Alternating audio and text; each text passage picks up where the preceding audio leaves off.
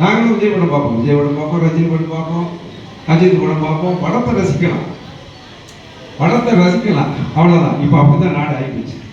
படத்தை தான் ரசிப்பாங்க தவிர உங்கள் அரசியலை ரசிப்பதற்கு தமிழக மக்கள் தயாராக என்பதை அன்பு தம்பி விஜய் தெரிந்து கொள்ள வேண்டும். இன்னைக்கு விஜய் சொல்றாரு, புரட்சத்தில் எம்ஜிஆர் கட்சி ஆரம்பிச்சாரு, தம்பி ஓடுது, தம்பி தான் கூப்பிடணும் விஜய். ஏன்னா வயசு இல்லை. என்கிட்ட ஒரு மெர்சல் படத்துக்கு வந்தாங்க, அந்த படத்தை காமிக்க. மெர்சல் படம் ரிலீஸுக்காக நான் அந்த செய்தி துறையில் அமைச்சராக இருந்தேன். சினிமா துறை என்கிட்ட தான் இருக்கு, நல்லா கேளுங்க, எல்லா மக்களும் தெரியும். அவன் அந்த படத்துக்கு ஒரு பிரச்சனை வருது. அன்னைக்கு அண்ணன் எடப்பாடியார் முதலமைச்சராக இருக்காரு. இந்த அனிமல் வெல்ஃபேர் போர்டு, விலங்குகள் நல வாரியம்னு ஒரு தலைமையிட இருக்கு.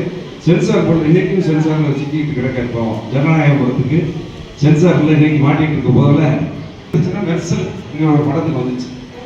வந்த உடனே இங்கே வந்தார், பார்க்க வந்தார். இது ஒன்றும் தப்பு இல்லை, நாங்கள் செய்ய வேண்டிய தப்பு செஞ்சோம்.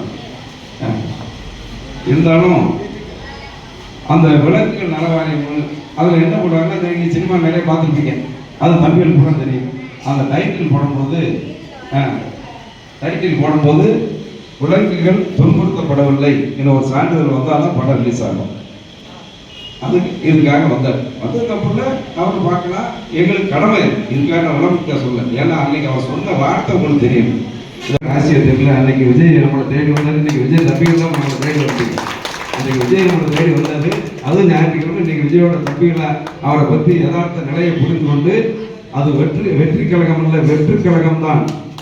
விஜய் ஆரம்பித்தது வெற்றி கழகம்னா அது வெற்றி கழகம், உண்மையான வெற்றி கழகம். புரட்சி தலைவர் என்ற வெற்றி சின்னமான இரட்டைகளை உள்ள இயக்கம் தான் வெற்றி கழகம் என்று சொல்லி இங்கே வந்திருக்கீங்க. முதலமைச்சர் கொண்டு போறேன், முதலமைச்சர் கொண்டு போனா வந்து பகியமா ஒரு நிமிஷம், 2 நிமிஷம், 30 நிமிஷம் இல்லை, 1 மணி நேரம் இல்லை, 1.5 மணி நேரம் இல்லை, 2 மணி நேரம் இல்லை, 2.5 மணி நேரம் இல்லை, 3 மணி நேரம் உட்கார்ந்துட்டு அந்த படம் ரிலீஸ், தீபாவளி படம் ரிலீஸ் ஆனாதான் எனக்கு ஒரு 140 கோடி ரூபா வசூலாகும். இப்போ கூட தம்பி ஒரு சிக்கலில் மாட்டிருக்காரு. புலி தானே, புலி படத்தில் 1.5 கோடி ரூபா பயன் கட்டணும்னு சொல்லி, ஏன்னா அதை வச்சு என்ன எவ்வளோ சம்பாதிக்கிறாரெல்லாம் கோர்ட்டுக்கு வரணும்ல தூரம் போடலாம். புரட்சி தலைவர் எம்ஜிஆரை பற்றி இப்படி ஒரு செய்தி வாழ்க்கையில் வந்திருக்கும்.